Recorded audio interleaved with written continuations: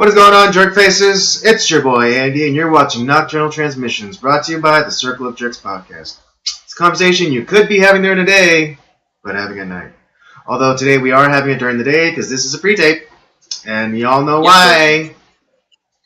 It's Andy's fault, I know. Come on, man. You gotta get it together, Andy. No, you're mistaken because this is my show, and it's never my fault, and it's always Robert's fault. All right, that is a constant refrain on this show. It's always Robert's fault. Okay, so when we do the main show, I'm gonna make sure I blame you for everything. You can't because I am the host. What? Since I am the host of that show, I'm gonna blame you for. Well, maybe I'll have there'll be an editing accident, and I'll every time you start to talk, it'll just cut out. Okay, maybe I'll blame James for everything. There it is. Remember, shit rolls downhill. True. Shit always runs downhill. Well, you are technically the nervous system that makes this whole operation run. So exactly, yeah. So I am the brain. I am the brain, and so everything else. Okay, I'll be the heart of the operation. Yeah. All right, but whatever. There you go. Yeah. But remember, shit always runs downhill. Well, we are new, not live. Yes. Well, luckily we're not live. It's already a disaster. It's already a disaster. Anyways, it's always Robert's fault. Yeah, doing a pre-tape because scheduling conflicts as usual, per Robert's fault as always. Don't say that we're not consistent. We're still uploading up on Tuesday, and this will be dropping at 8 o'clock. So in your face. Hey, I did have a good run there for 2 weeks. It was not my fault. In a row. In a row, I know, right? That's a new record. You have to, but you have to beat your own record, Robert. I know. I was on a winning streak, but hey, all good things. It's funny because when I used to work with kids, my boss, when we'd set up obstacle courses for the kids, they'd always ask who got the fastest time, and then the boss would, my boss would always, tell the kids you're trying to beat yourself. You're trying to beat your best. You try to do your best time.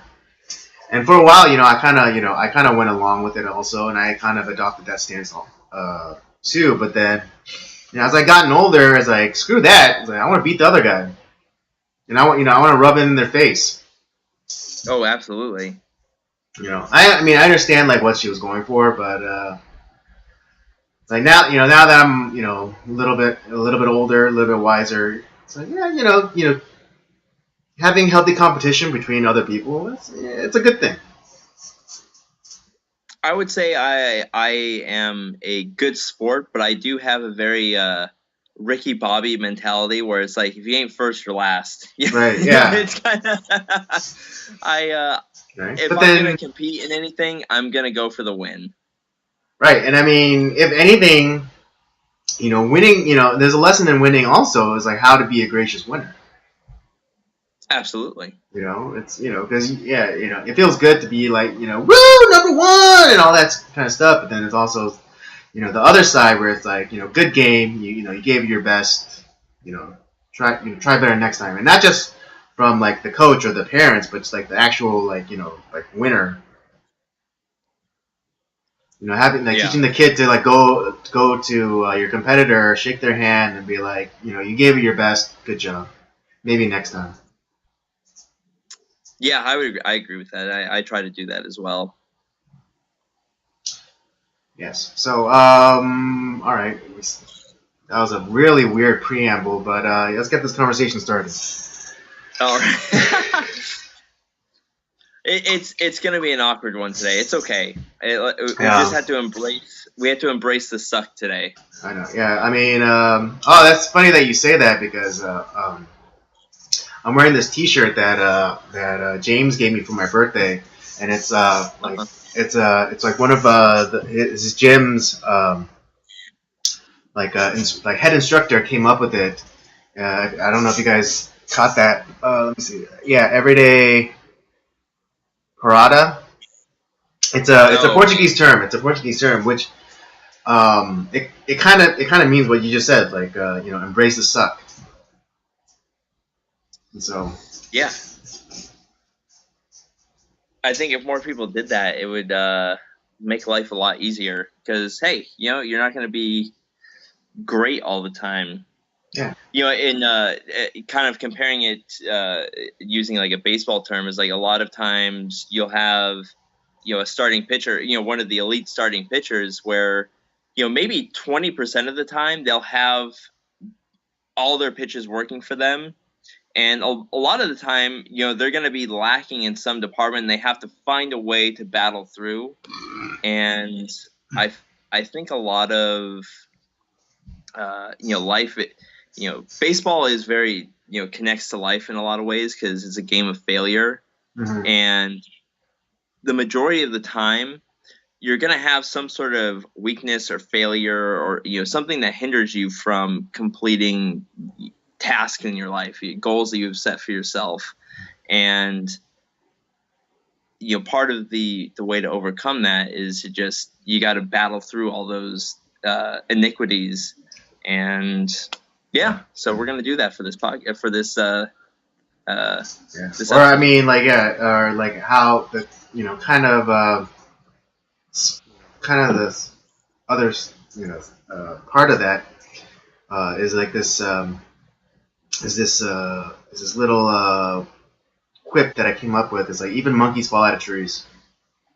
Yeah, they do. It's like even though you're supposed to be really good at something, every once in a while you have an off day or you just don't live up to what kind of what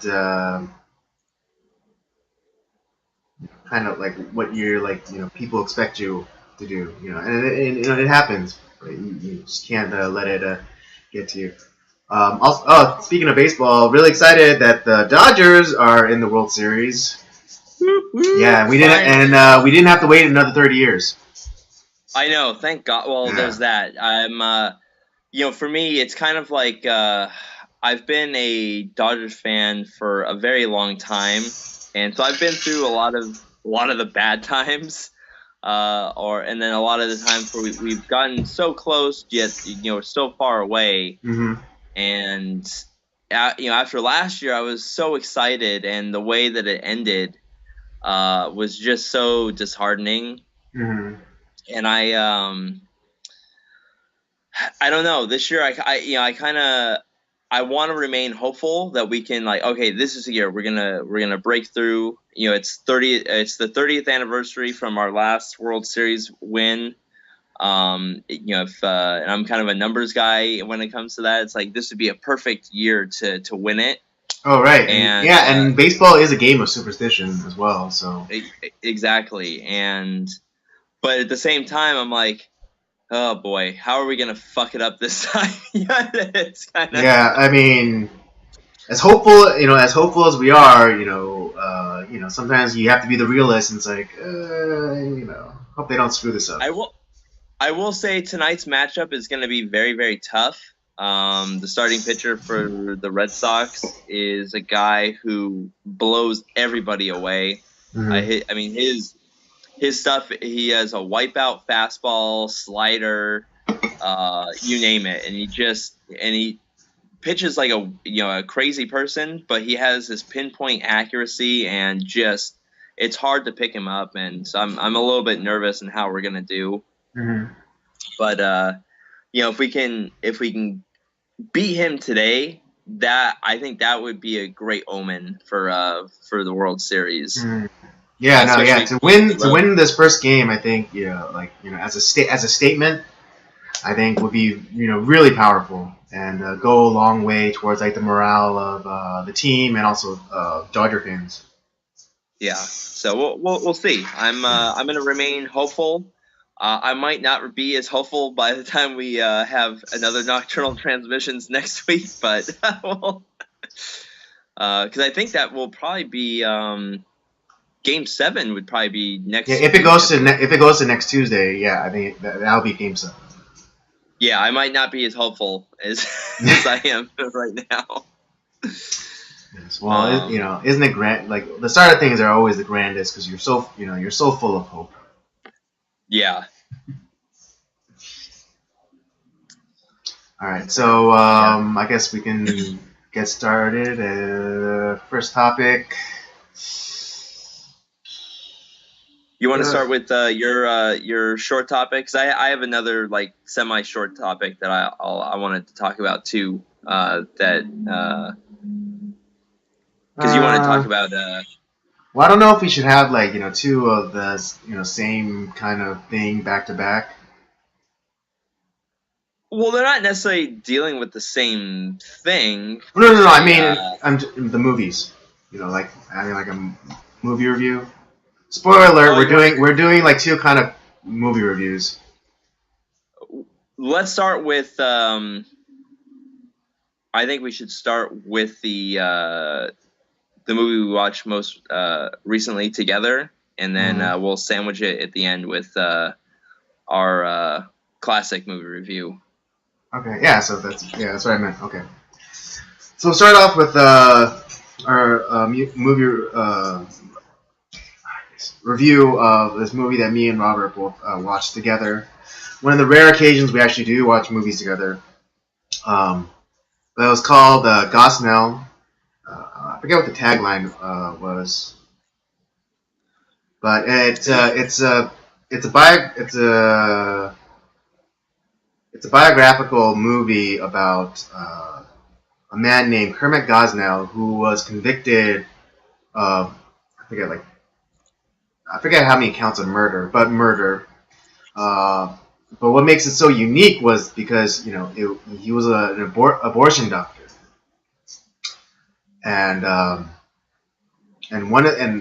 for sure one of the accounts was murder of a baby that he was gonna abort, but the kind of hiccup was that it was birthed live, and then he killed the baby. He aborted the baby, and for those of you unaware, like most state laws stipulate that you can only the latest you can get an abortion is by the 24th week. Right. 24th week. But Kermit is 5 months it's 5 months, by the way. Yeah, that's 5 months. That's more than half the gestational cycle of a human pregnancy. And so yeah, Kermit Gosnell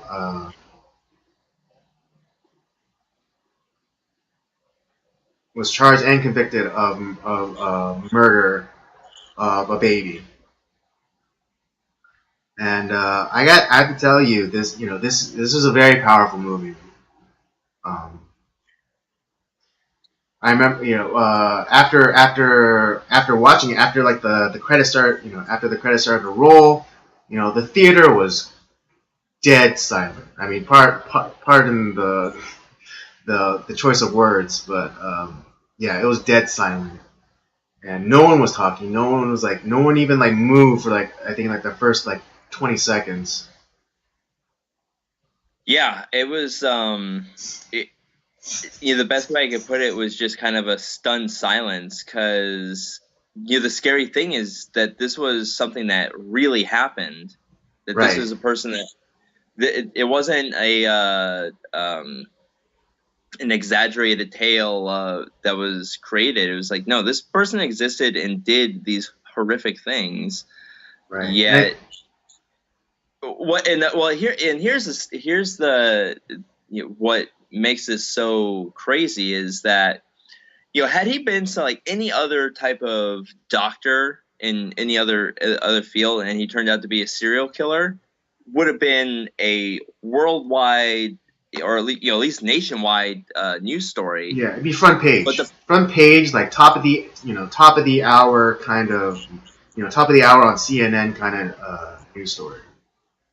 and but what makes this story so crazy and unique was that Kermit Gosnell, I mean, other than it was just a deplorable medical conditions in his office that were,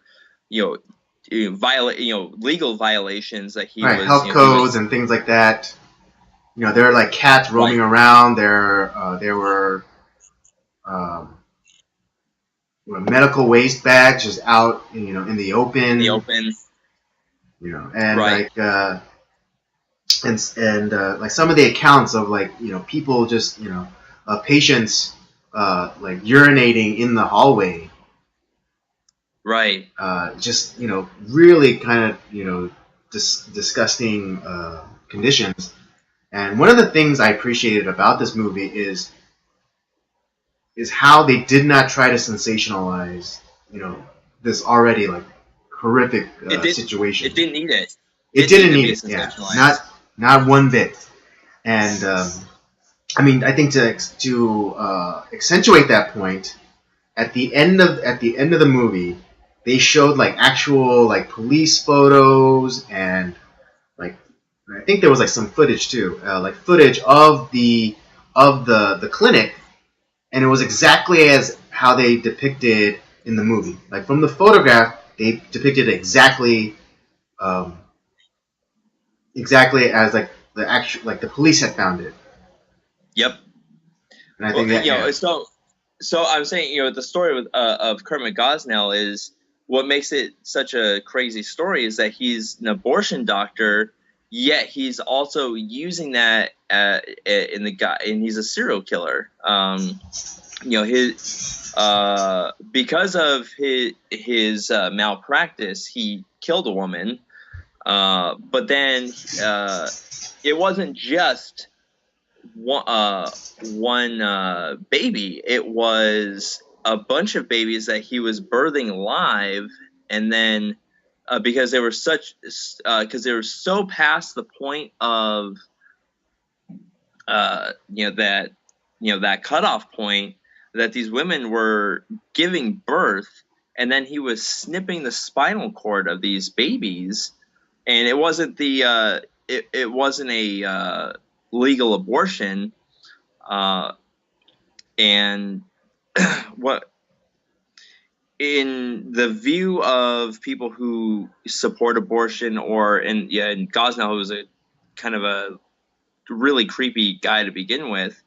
In his mind, he wasn't doing anything wrong. He was like, yeah, I'm here to, these women didn't want their babies and they wanted them to die, and I'm just doing my job. That's kind of how I think he viewed it. And right. Like like in his mind, he was actually helping these women, in a because fucked like up they way, are he thought from he was like doing the right thing. yeah, like and because they are from like a lower socioeconomic rung of the ladder, and I think during the kind of deposition with his lawyers or whatever, he was saying like, oh, I see these women like like my own daughters, and like how would I want my daughter to be treated, or would I want my daughter to get the same kind of help, and it was just like, and it was it was really disturbing.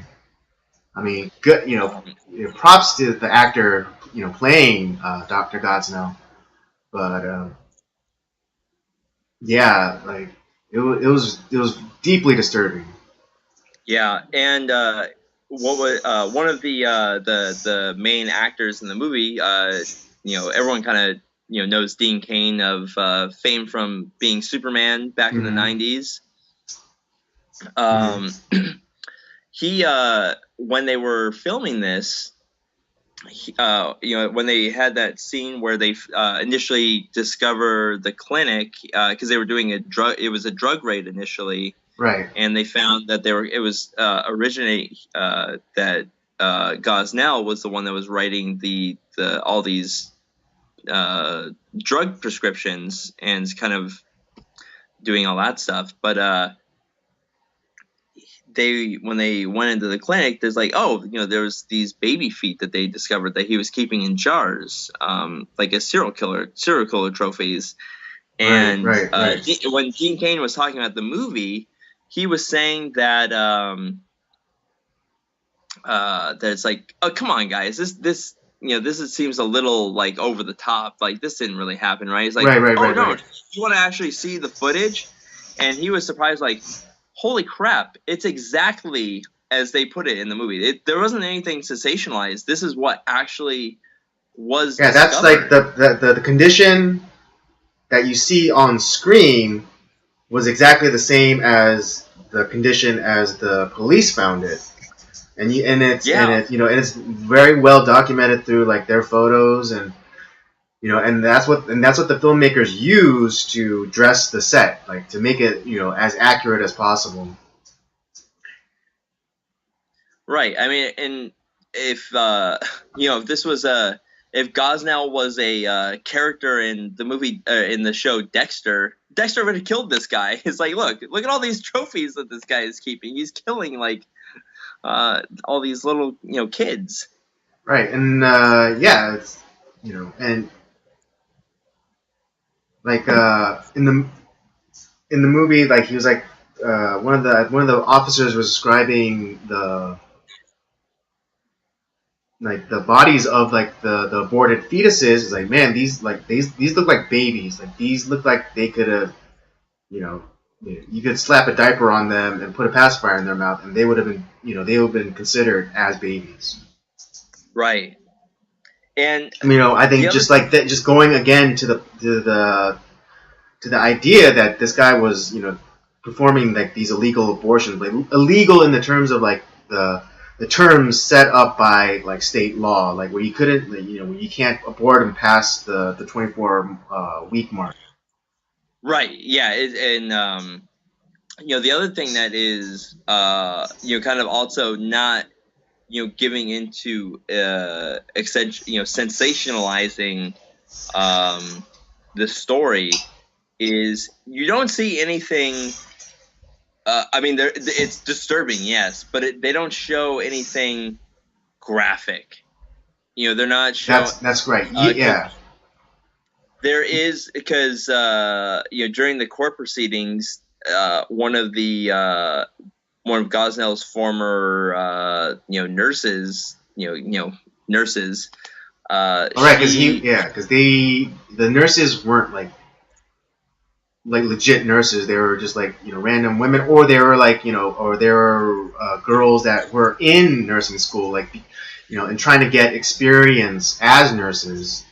And right. he was like training. He was training them like how to like administer anesthetic and drugs like that, even though they're not legally allowed to do such things. Right. And also even to perform some of the abortions themselves, again illegally, because they don't have medical degrees, they don't have medical licenses, and so right. But she ends up taking a picture of this baby after Gosnell had killed it, or killed him, or I don't know. They didn't really say if it was a he or a her. No, it was baby boy A. Okay, it was that part I didn't remember, but yeah, it was that young baby boy that he killed. She took a picture of that and she saved it and shared that with the police and in the court proceedings, and the prosecutors. And at the end, after the end of the credits, because they were showing all the police footage that they had taken of Gosnell and all his clinic and whatnot. They did say, like, if you do want to see the picture of this baby that was murdered, they gave a link to where you could go.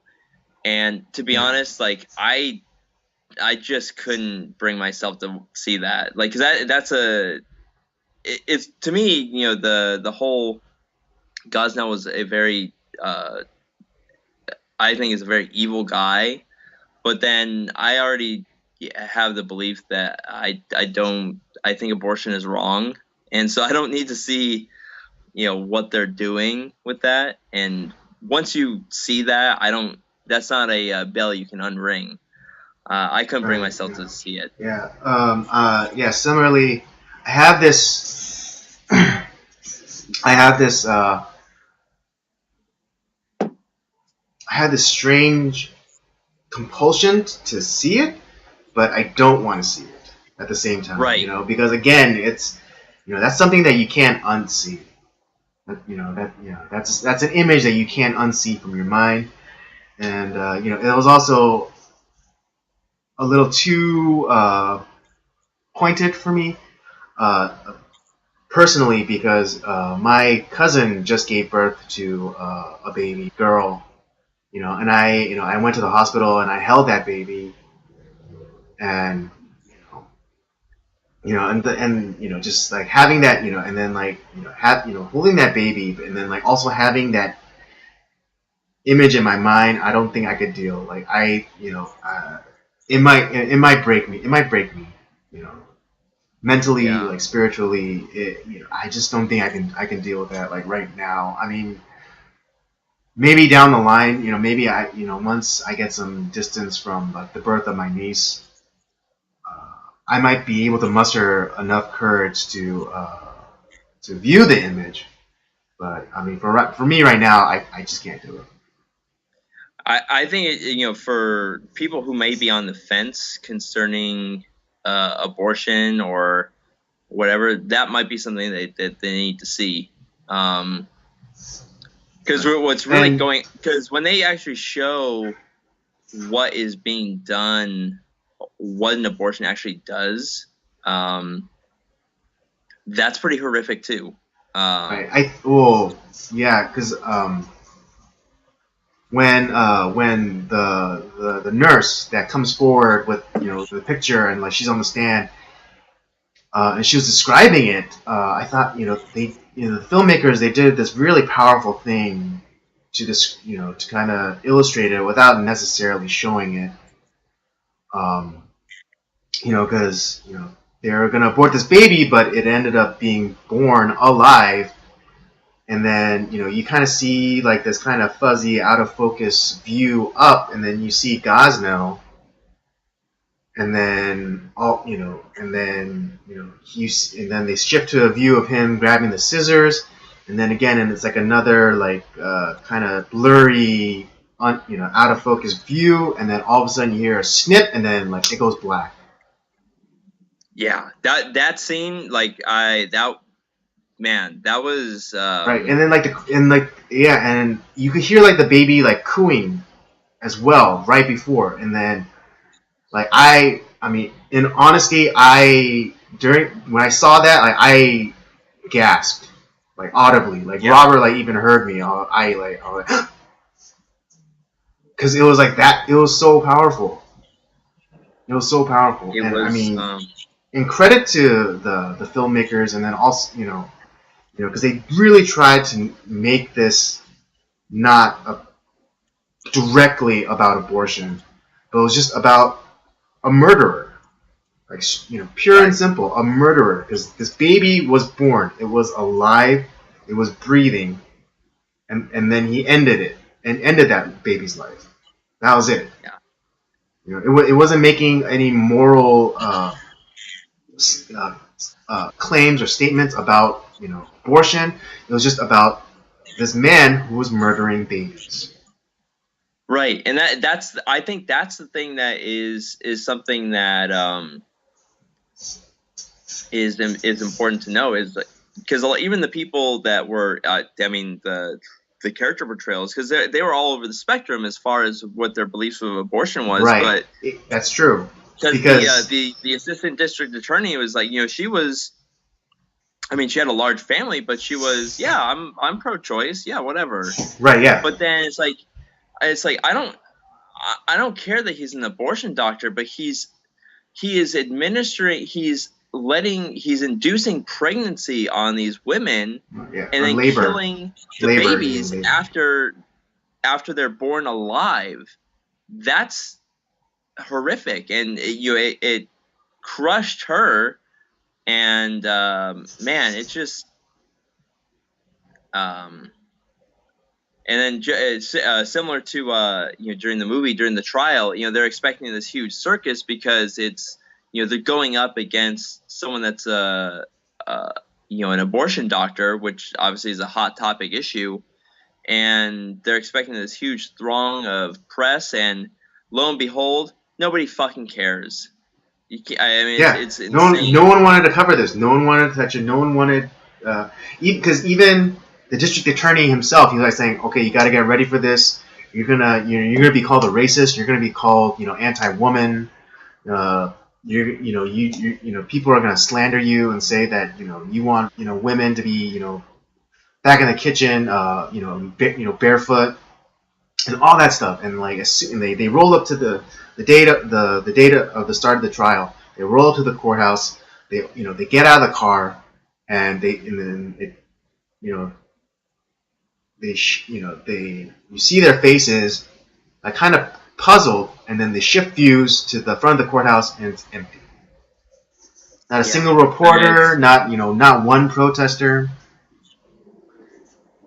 And it's like no one and it's kind of telling too, because even the judge who was overseeing the case, like she didn't want to this case to go to trial.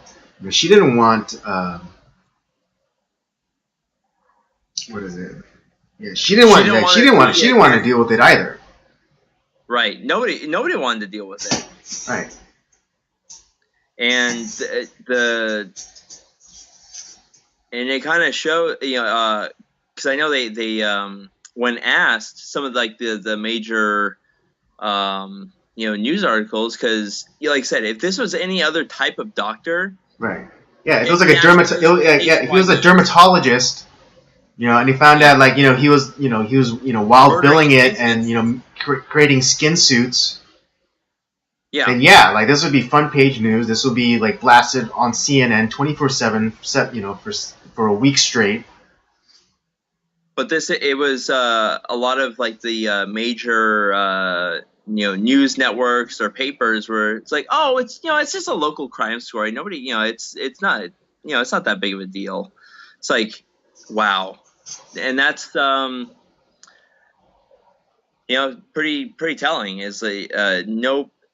There's a strong majority, at least as far as the media is concerned, that does not give one damn about one for kids, babies, or and it wasn't an abortion trial. It had nothing to do with Roe versus Wade. It had nothing to do with any of that. It was about a man who was killing babies as they were exiting the womb. It wasn't even. They weren't even what we would consider abortions. They were live babies that he was killing, and then chopping off their feet and keeping trophies in these little jars in his cabinet.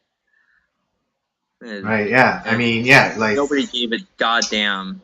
Yeah, and I mean, I don't know if this video is even going to be allowed to remain on YouTube, but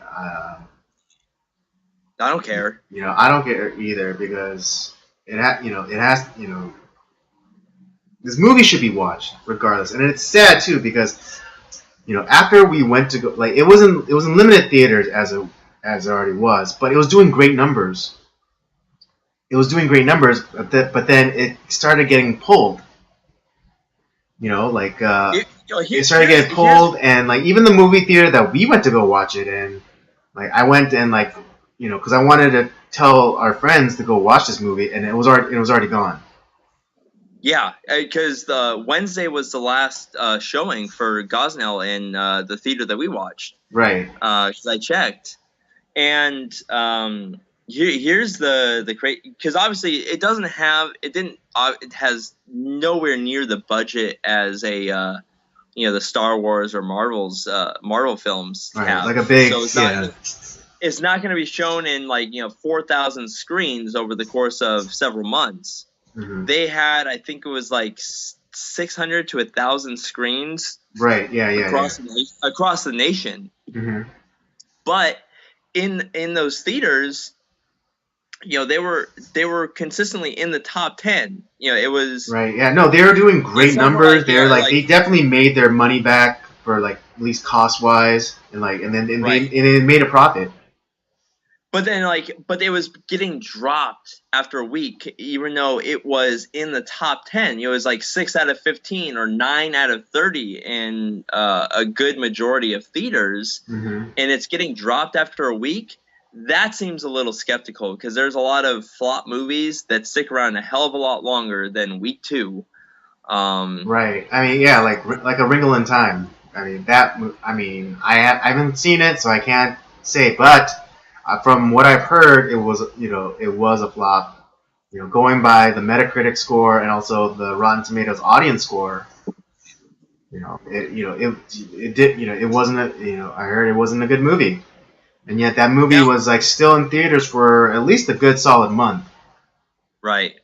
And in our case, we were obviously there was limited showing, so and for us, we were able to get our tickets for it. Mm-hmm. But there was a lot of people who did have difficulty finding tickets for it because either the theaters were not advertising or not putting in their list of movies that were there. Mm-hmm. And this is coming from the people that obviously would know the numbers more, and they're saying, so yeah, there were some movie theaters that while they had it in their theater, they didn't advertise, they didn't show it in their list of films that were being shown, and or saying that the show is sold out when in fact it wasn't. Mm-hmm. And so people weren't able to. People who did want to see it in a lot of ways were being barred from doing that, and not necessarily outright, but definitely in a very nefarious way, if that's the truth. Right.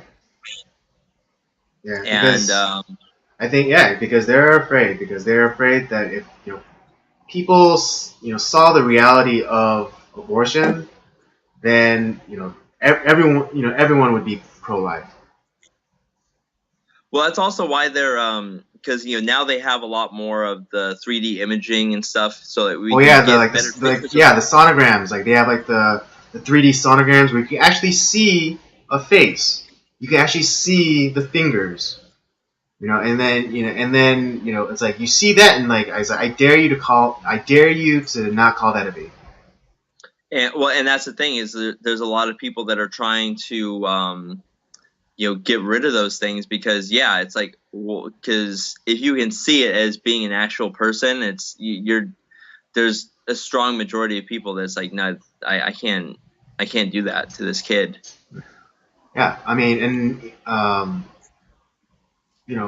for those of you who don't know, Steven Crowder, he actually did a Change My Mind segment.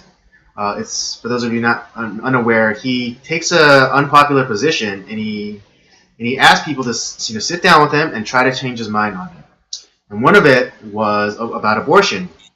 And he talked to like several women, and he showed them like the life cycle chart, like where like each the developmental chart for a baby, and they showed him like where like 24 weeks is, and a lot of these women, like, they had no idea that the baby was that developed at 24 weeks, where like it looks like a baby, well, partly because it is a baby.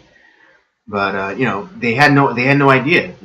People use like euphemism like, oh, it's only a cluster of cells, and or viability, and to distract or to mislead the actual facts of pregnancy and of abortions.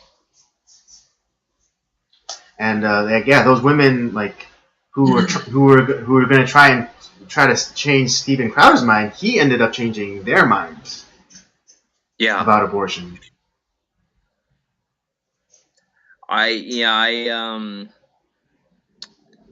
This is going to be one of those issues that I mean, obviously we've been against it from as far back as I can think. I've never been pro-abortion, but this is going to be one of those things that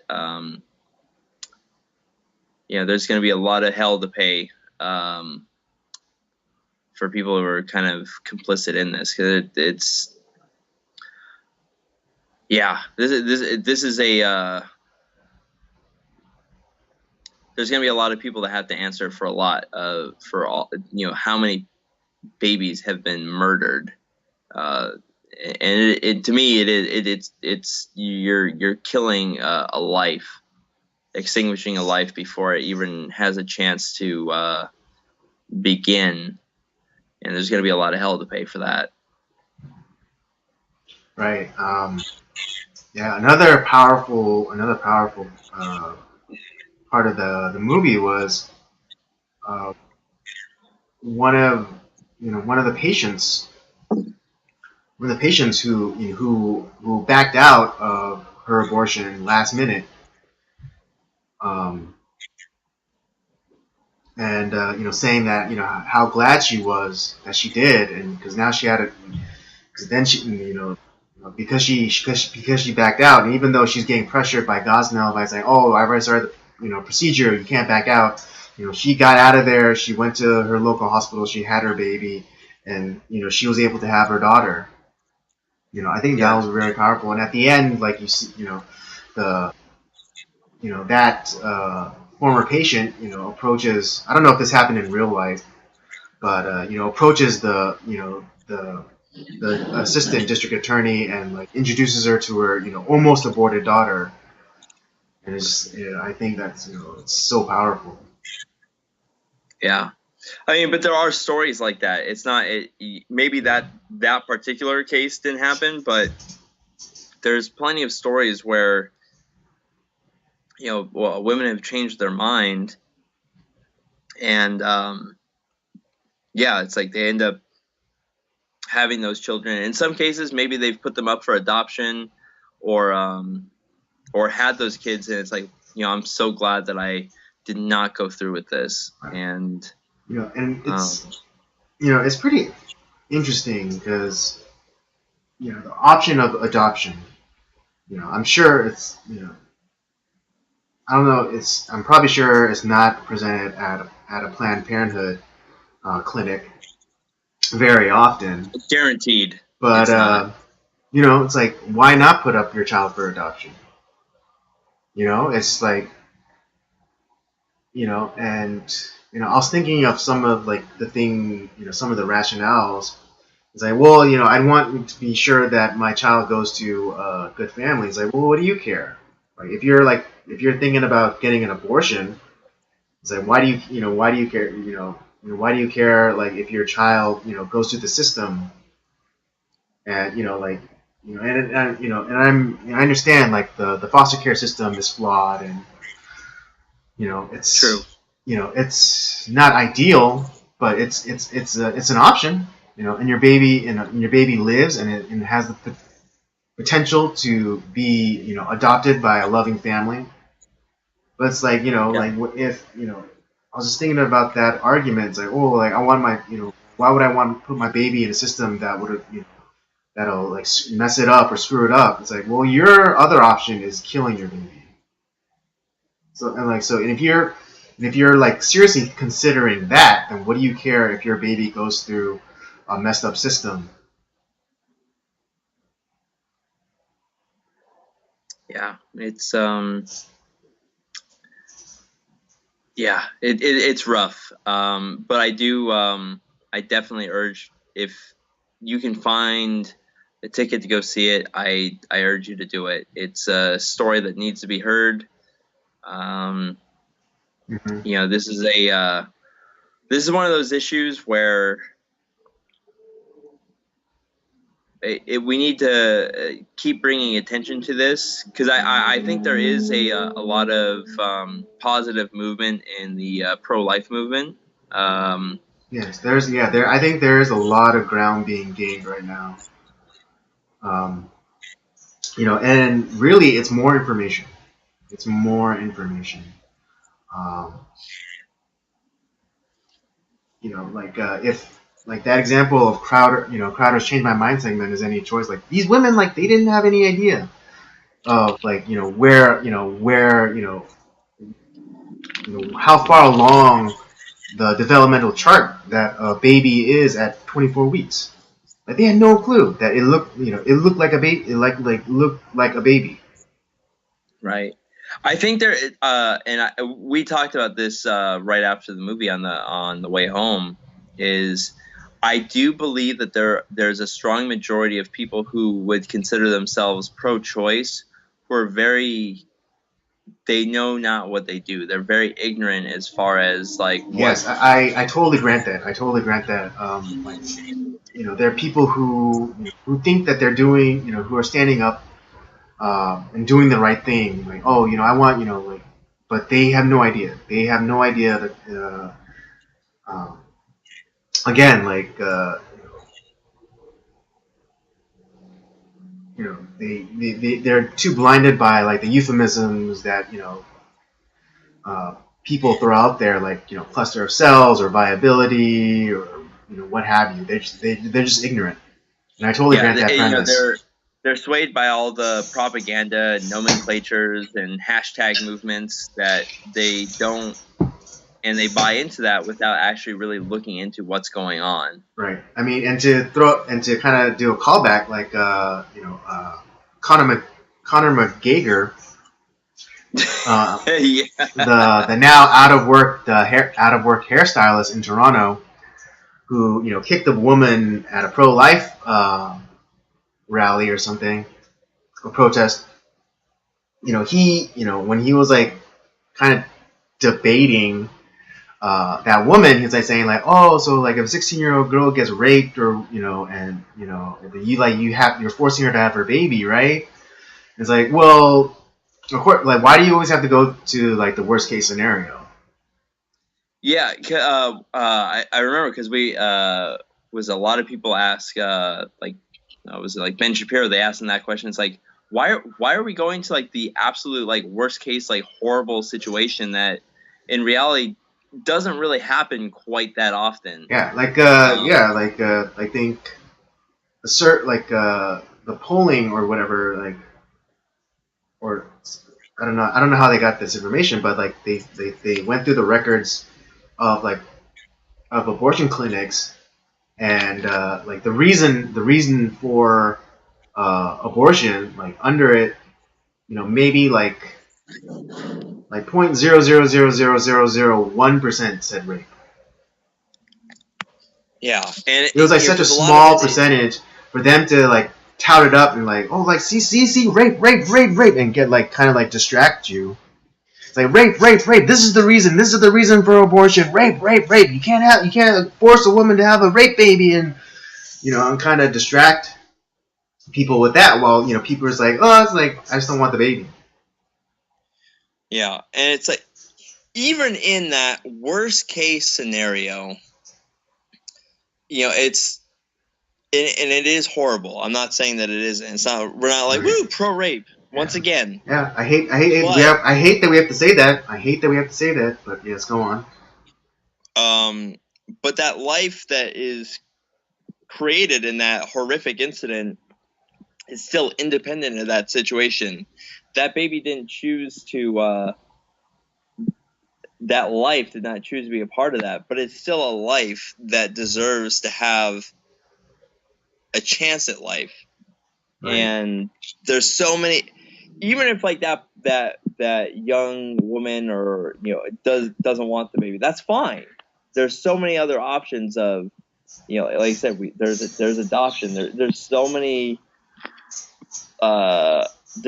parents out there that are couples that cannot conceive for whatever reason, and they're willing to the point where they're willing to spend tens of thousands of dollars to have a child, to have to because like either through adoption or spending like that much money to for fertility treatments. You know, just Right. just in the hopes of having a baby. You know, and you know, Because it's not. we're not saying that the rape that that the rape that created that child is a good is a good thing, but you know that child is innocent. You know that child had no say in its creation, Right. and so you know why are you condemning it to death when it had no say in being created?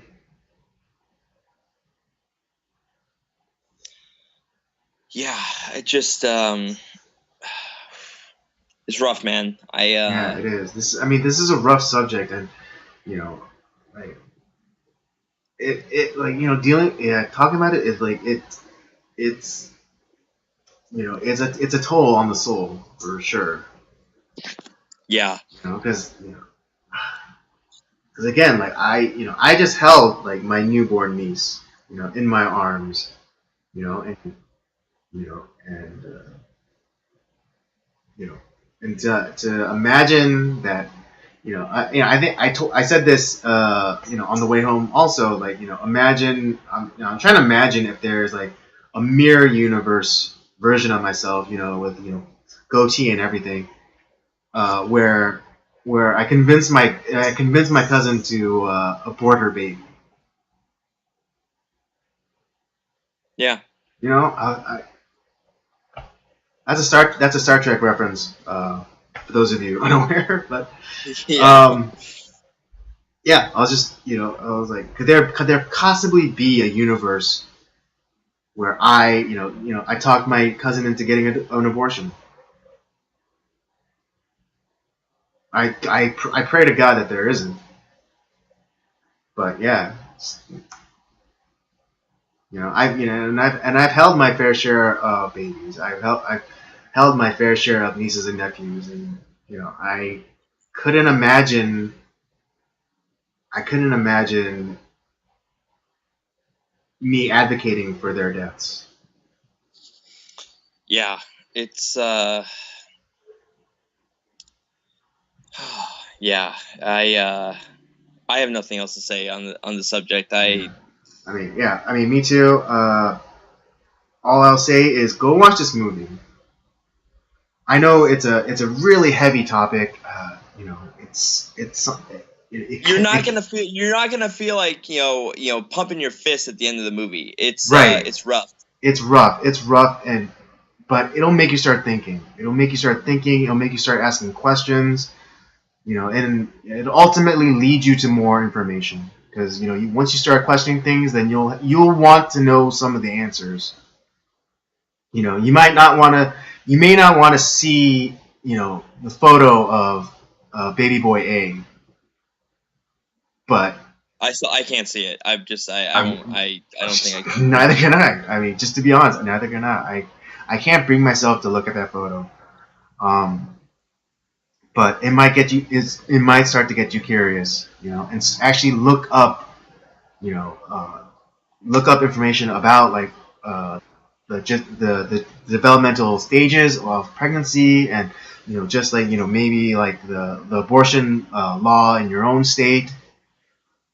Um,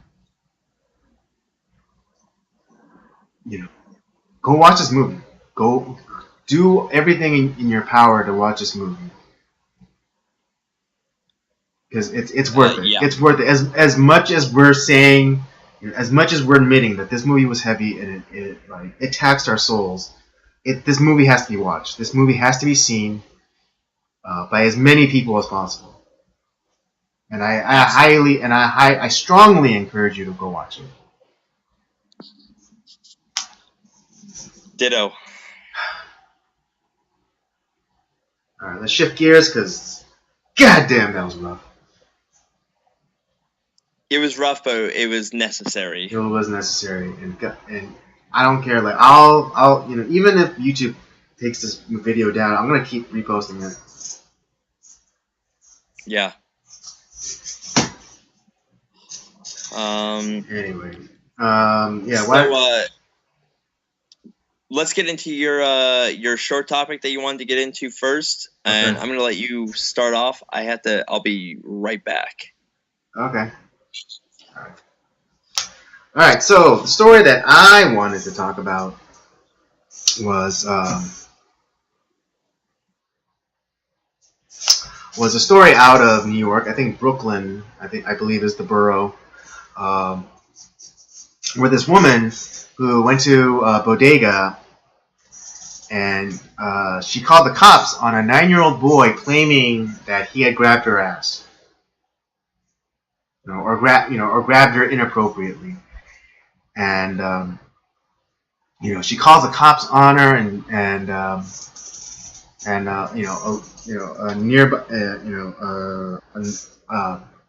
a bystander, was recording this, and she was like freaking out and like calling the cops, and then you could and like yelling at the kids, and you could see like you could hear the boy, bawling his eyes out along with his little sister, and she was just this woman was just utterly insane.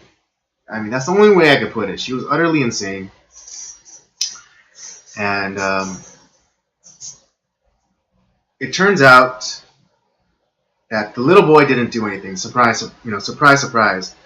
Because the corner store, the bodega, released its footage, and you can see the woman, and she's like, at the counter, and she has her back towards like the rest of the store, and then this little boy walks by, and it wasn't even like any part of his body, let alone his hand, but like his backpack grazed her backside as he was exiting the store, and that is precipitated her flipping out on this little boy. And it's just utterly insane, just utterly and totally insane of this woman to accuse a 9-year-old of groping her, of inappropriately touching her. And I think this is, it's funny because I said like Aziz Ansari was the moment that Me Too went too far, but this is the new moment where I proclaim that Me Too, hashtag Me Too, pound Me Too, went too far. Well, this is was it the as I was saying before we started filming? It's like this is like Me Too Junior Edition. It's like, come Right? on, Yeah. are we really gonna go down this road? And if when I first heard this story, I was like, what is it? Is this like an Onion article? Like, this can't be real, right? Right. Seriously, and like you can see like she's like yelling at this kid in the video, and you can hear him crying.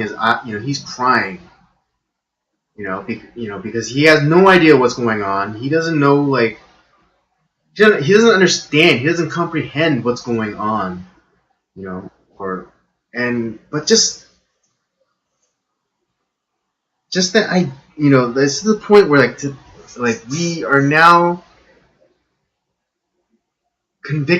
we're now like accusing small children who have no idea, who are who aren't sexual, who aren't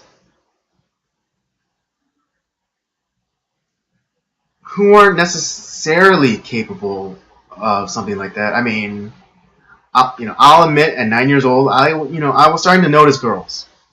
I was starting to notice girls. I was starting to notice their how physically different they were. I was even feeling a little. I was feeling also a little attraction towards them, particularly my fourth grade teacher because she was super hot. Um, but I never like went up to my teacher and grabbed her ass right. at It 9 years was. old.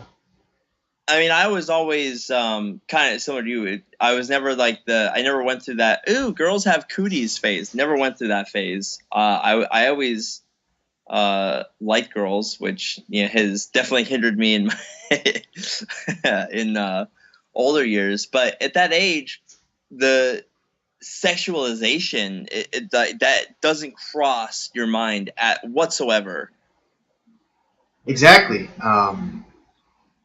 at 9 years old, if you're like me, you're just starting to notice girls. You're starting to notice their figures, you're just starting to become attracted to them, and you have no idea what to do. You're just kind of like going, wow, for some reason I can't stop looking at that girl. Yeah, And that's about it. You don't understand about what bit goes into what bit, and like the whole dynamic between men and women. It's just not something that you're equipped with at 9 years old. It's right. not and you, and you can't say that it's like, oh well, the media. It's like, oh well, you mean the leftist media that you control is teaching kids how to be rapists or being sexual deviants. Well, the whole feminazi narrative is like, we need to teach men not to, we need to teach boys not to rape. Oh god, I That's hate not an that so much. information for I boys. goddamn hate that so much. Because they're like saying It's a natural inclination of every boy to rape. That's but bullshit. it's also a slam against my dad, and I fucking hate that because they're saying that my dad taught after the birds and the bees talks, he had the rape talk with me, and it wasn't don't rape, it's the okay, this is the best way to rape, this is the best time to rape, here's the best rope to use. That's essentially what they're saying. Like essentially, when they say like we have to teach our boys not to rape. You're saying that that there's a culture within America that teaches these skills to boys and to men. Which is patently false. Yeah. I it's funny, growing up, my dad always taught me, obviously to be, he was, such a, really good provider for our family, like, and, always, kept us safe. But then he was also, when, in, the time that we had together was more about, hey, respect women, be nice. And, he did a lot by his actions, by being chivalrous and caring for my mom. But he also said, he's kind of like, oh, but, be wary of women sometimes, or, old people in general. But, sometimes women are a little bit conniving. And then, from my mom, it's like, yeah, don't trust those bitches.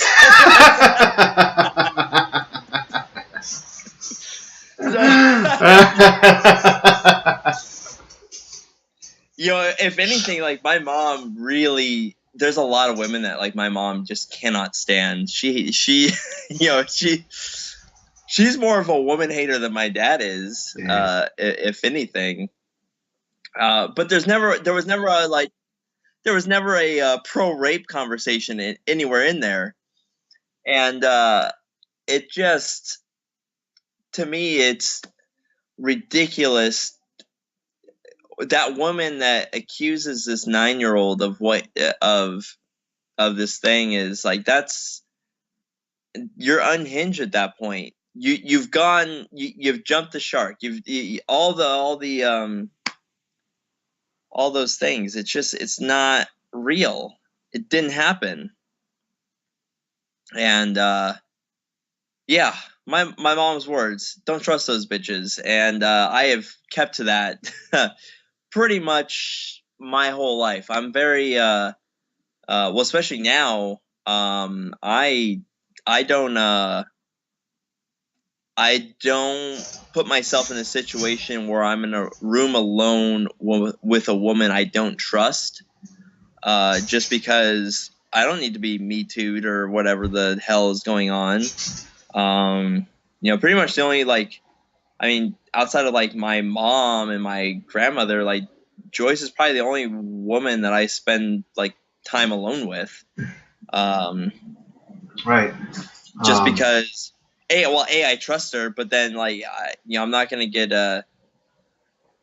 because if you similar to the Bible, Joseph, when he was kind of in Potiphar's house, and his wife kind of like was trying to, hey, yeah, in lack of better terms, like, hey, like, you should fuck me, kind of thing, and then he refused because he didn't want to do that.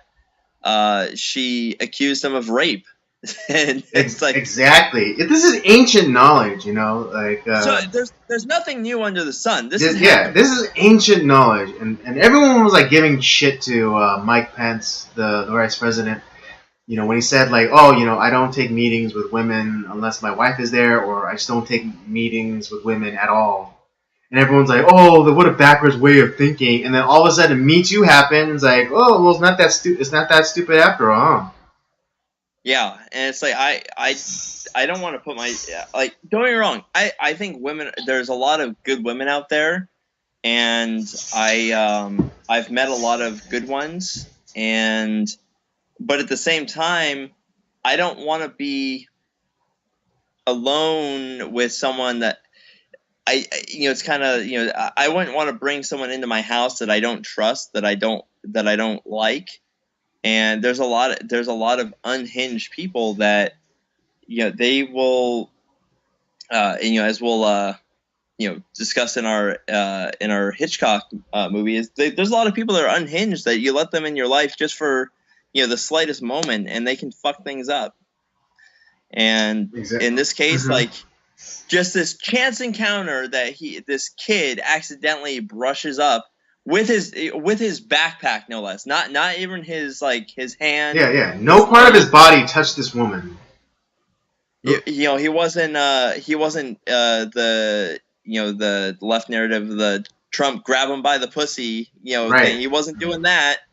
And even then, they're like they're taking they were taking. Well, let's just be honest, they were straight up lying, because we all know Trump was talking about a very specific type of woman. And it rhymes with mold bigger. Yeah. Oh yeah. Absolutely. Yeah. But yeah. He it's like this kid. It happens in a crowded place. Sometimes you brush up against people accidentally because there's too many goddamn people. And yeah, I mean, it just happened to be. Unfortunately, it was this chance encounter with an unhinged woman who was looking for any, a cry for attention or whatever the fuck that she needs, and she decides to rail on a 9-year-old boy. Fuck off.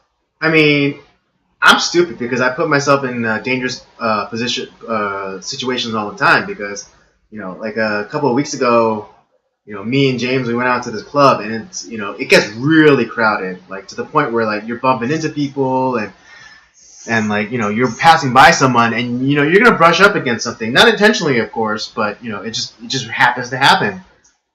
And all like, especially with women, all those all a woman has to do in that situation is just like, it's like, don't fucking touch me, like that guy touched me. Yeah, that's why I don't go to those places with you guys. I'm serious. Like, it's not because I don't like hanging out with you guys, but I don't like people that I don't know, like, kind of being that close to me. It really bugs me. But then that's the other, that's kind of the other side of it too. Whereas, who's to say that some crazy woman is gonna accuse me of like grabbing her ass or whatever? And it's like, no, I'm just trying to get over there, and you're in the way. And we accidentally, there's too many damn people in this place because they filled it over capacity, and there's gonna be some some contact. Unfortunately, I don't like you. You're full of yourself if you think I'm trying to come after you. Yeah, and it's always the ugly chicks too. Oh yeah, it's usually the ugliest of the ugly that think that they're going to be raped. But yeah, that's one of the many reasons why I tend not to go to the clubs with you guys, because I don't need that shit in my life. Fair enough. I mean, yeah, you already have a woman, all right. Some people, it's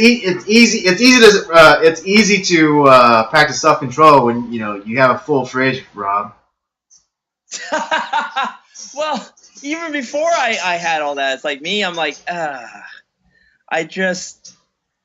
I try if Joyce wasn't around, I think I would still feel the same way. I'm like, yeah, I'm good.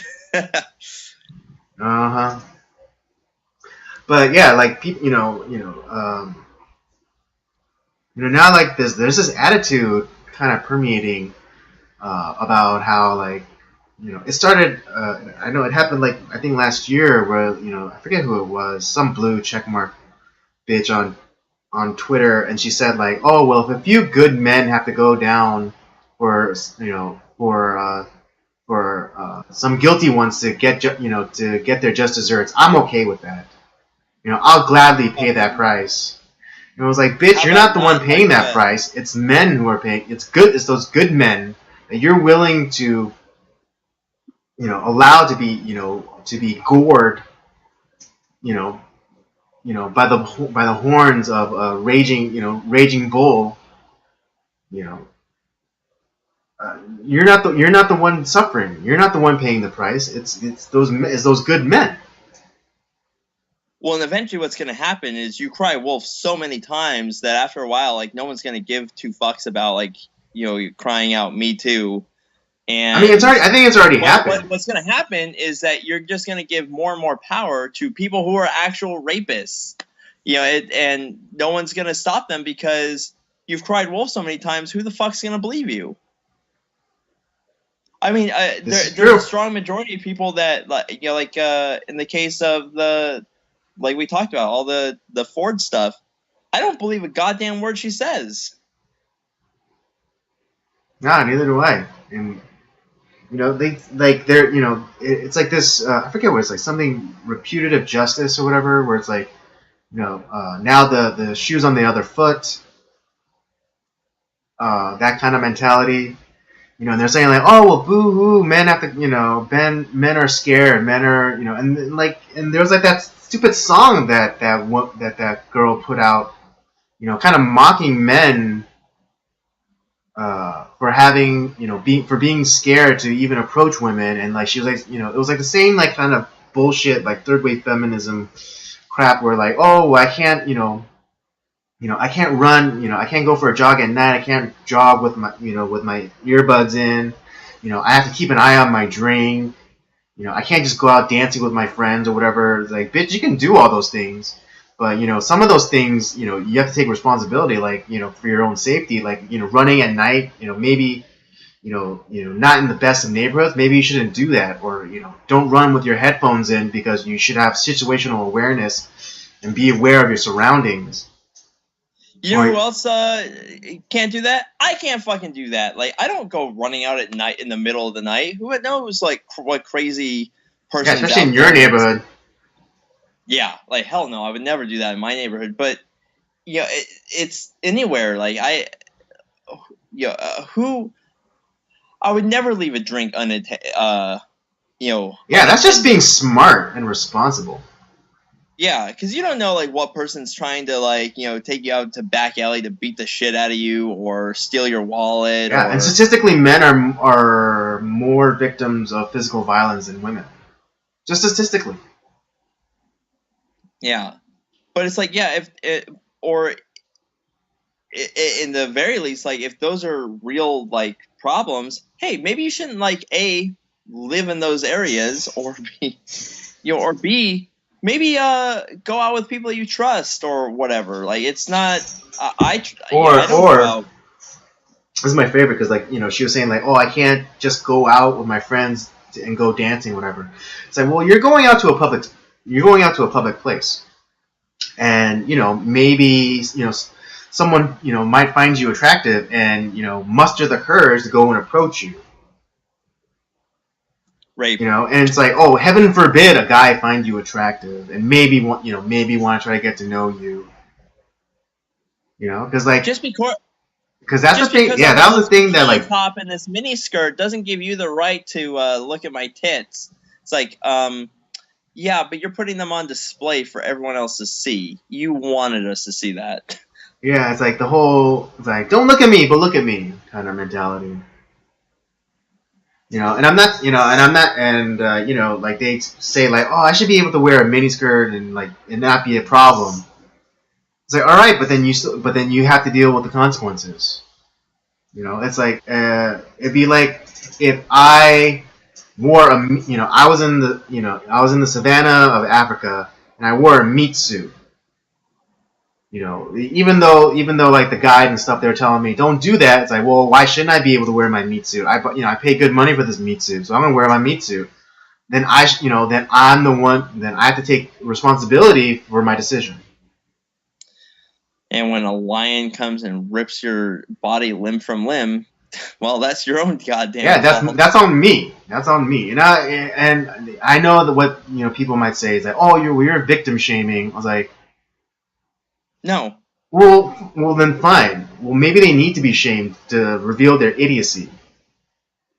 Because just the same situation, like if I wore a meat suit, in an area filled with lions, then that's my fault. That's not society's fault. That's not anyone else's fault but my own. And like the consequences of me wearing a meat suit where lions are, that's just the consequences of that. Just as a similar consequence of you wearing a miniskirt, getting attention from men, whether this attention that you want or not, those are the consequences, and you have to understand that.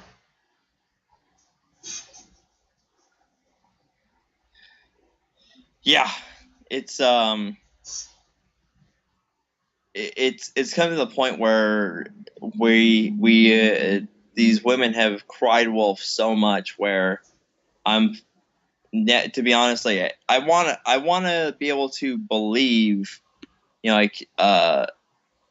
these accusations, but it's just like, I'm sorry, I can't without like some sort of, if you're not going to provide any sort of evidence. Right. I mean, yes. I will have compassion, I will have sympathy, but I will not blindly and uncritically believe a woman's story.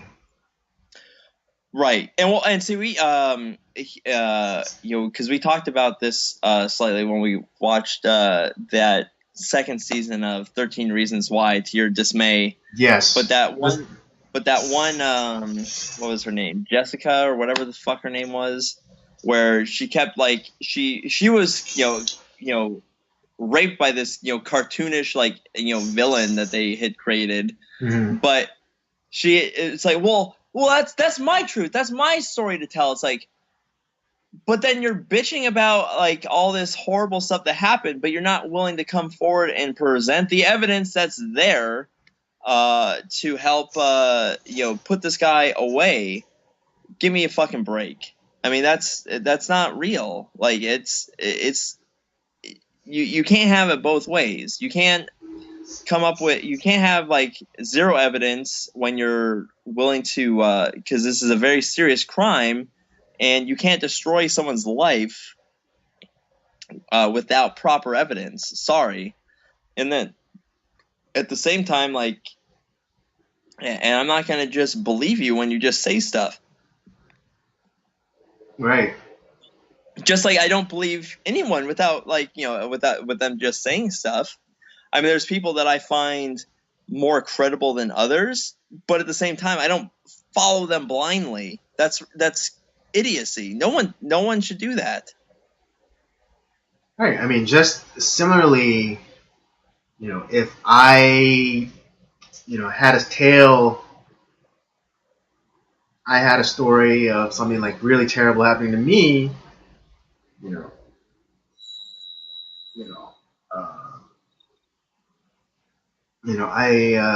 I wouldn't hold it against anybody who was like, oh, like I don't know about that, who was a little skeptical of my tale. Right. It'd be perfectly reasonable and natural to be like, are you sure?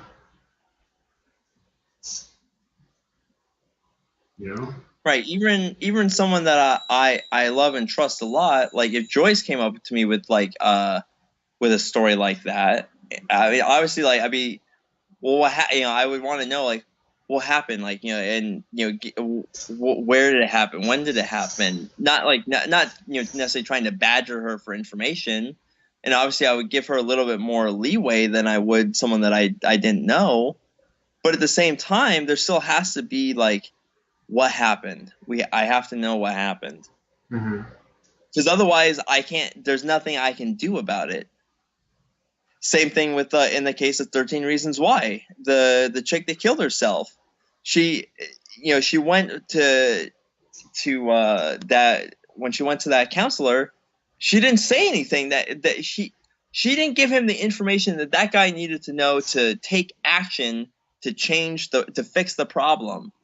And That's exactly what I said. Blamed him for doing for doing nothing. Give me a break. Yeah, and I mean, yeah, and that was like one of like the biggest problems for me because, or at least for with that show, 13 Reasons Why, the first season, where it's like you like there's like this expectation to like for teachers and counselors or whatever to intuit, like intuitively know something, like even though it's not said. And I think that's too high of a standard to put on anybody. Let alone teachers and counselors who probably interact with yeah, who interact with yeah. I was just saying it's too high of a standard to hold to anybody, let alone counselors or teachers who work with like an entire school filled with children. Right. You know.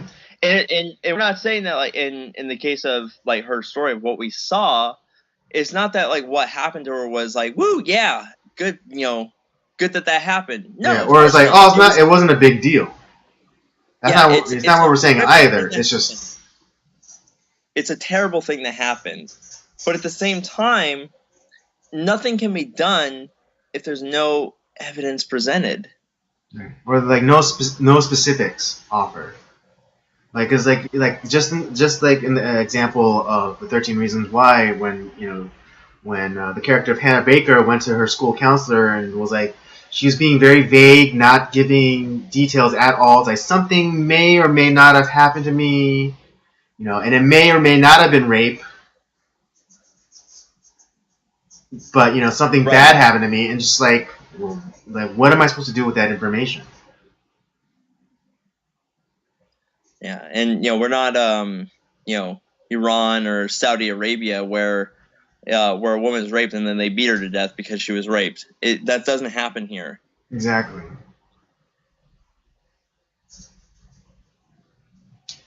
But okay. Yeah, but going back to this kid, I think the kid gave probably the greatest response ever because after he was vindicated, after it was proven that he didn't do anything, a reporter came to him and said like, and the woman herself like apologized, and I mean, I don't think directly to the kid, but she did, I think she did offer an apology. And the reporter asked this little boy, "Is like, oh, this woman, she apologizes for what she, did and accused you of. It's like, do you forgive her?" And he just straight up said no. And he didn't even stop there. He's like, something is wrong with that woman. She needs help. And that is pretty goddamn great because not only is he like holding her accountable, but he's also like showing compassion because he's like because he said like, oh, something's wrong with her, and he could have ended it there, but he also said, and she needs to get help. So he understands that this woman, something's not right. Something's not right with this woman, and he has enough compassion to say, and she needs help. One of the wisest 9-year-olds I have ever heard from. Yes, exactly. And yeah, the fact is like, no, she doesn't. There may be a time for forgiveness later, right? But it's like you have to be held accountable for your actions. She acted badly. She's an adult, and instead of acting rationally, it's like, oh, maybe it was just a kid that accidentally bumped into me. Whoops, it happens.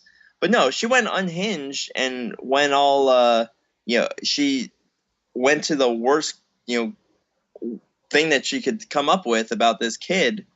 And if I was him, like, I would have probably said the same thing. And, the other thing is, like, she may have scarred this kid for quite a while.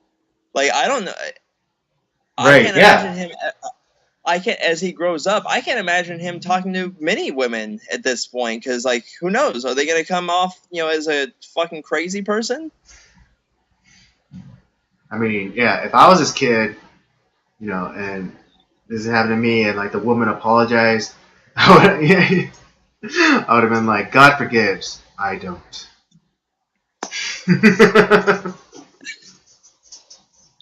Yeah. But yeah,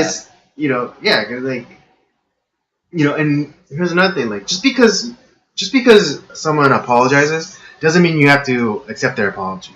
And it's funny because that's what I, when I used to work with children, that's what I used to teach them. That's what I used to kind of impart on them. Because kids will like get into some sort of like disagreement or like scuffle where either like they'll be hurt physically or or just emotionally, and then like the kid apologizes, and I always say like it's like, do you accept his apology? Because if you don't, that's okay too. Right. I mean, it's one of those things you can't hold on to. I don't think it's good to hold on to anger because all that does is hurt you in the end. If you're holding on to a lot of anger, because it's just gonna eat. It's gonna eat you up later. Right. But the fact is, like, that person doesn't necessarily deserve. Yeah, they offered an apology that they're sorry, but that doesn't necessarily mean that you need to accept it. Yeah, it doesn't. It doesn't. Or like the kid doesn't have to absolve her. Right. It's like I don't accept it. Like you need to change your actions. Like then maybe we can talk about forgiveness. Mm-hmm. But without any consequences, that woman's never going to change her actions. Exactly. Yeah. Exactly. Precisely. And the kid probably sees the truth is that she is insane and needs to find some sort of help to get over whatever. Right. I mean, it's. I don't know, but I would imagine she'd be the type of woman who doesn't have any kids. Oh, guaranteed. Yeah. So I mean, yeah, because if this woman was a mother, or I guaranteed, if she felt like this kid had, touched her inappropriately or whatever, she would have just gone to, she would either have gone to his mother, or she would have just said, "Honey, it's not okay for you to touch me like that." Like and let's grant the premise that he did touch her inappropriately. Okay, for the sake of this example, let's grant that he did. He touched her inappropriately. If she was a mother, she would have either gone to his mother, or she would have, done a teachable moment and said, "Honey, it's not okay for you to touch women like that." And like and straighten them up like right then and there without the scene. Right. That's all it would have taken. But he didn't do anything. Right. Exactly. I mean, luckily for this case, the kid didn't do anything wrong. The kid did nothing wrong. Yeah. But then again, if like this woman was a mother or some sort of parent, other to a human being, not like one of those, not like a cat or dog parent, which in my book is invalid. Fur babies. Yeah, my fur babies. No, I that's invalid. Don't get me wrong. I don't hate pets because I love animals. But right, yeah, but it's not the same. But I love people more. Yeah, I love people more. So yeah, if this woman was an actual parent to another human being, it would have I would like to believe it would have gone down a little differently. Granting that the premise that the boy did touch her inappropriately, but even if it wasn't inappropriate, like in this actual case where he didn't touch her, like the reaction wouldn't have been that ridiculous. Oh, boy. All right. Well, I don't know say if I have. Well, speaking of unhinged characters, I guess we could move into our Hitchcock review. You didn't want to touch on your quick topic? Well, we are approaching hour and a half. Yeah, so we can postpone that next week because those people will still be crazy by the time we hit next week. Yeah. All right, fair enough.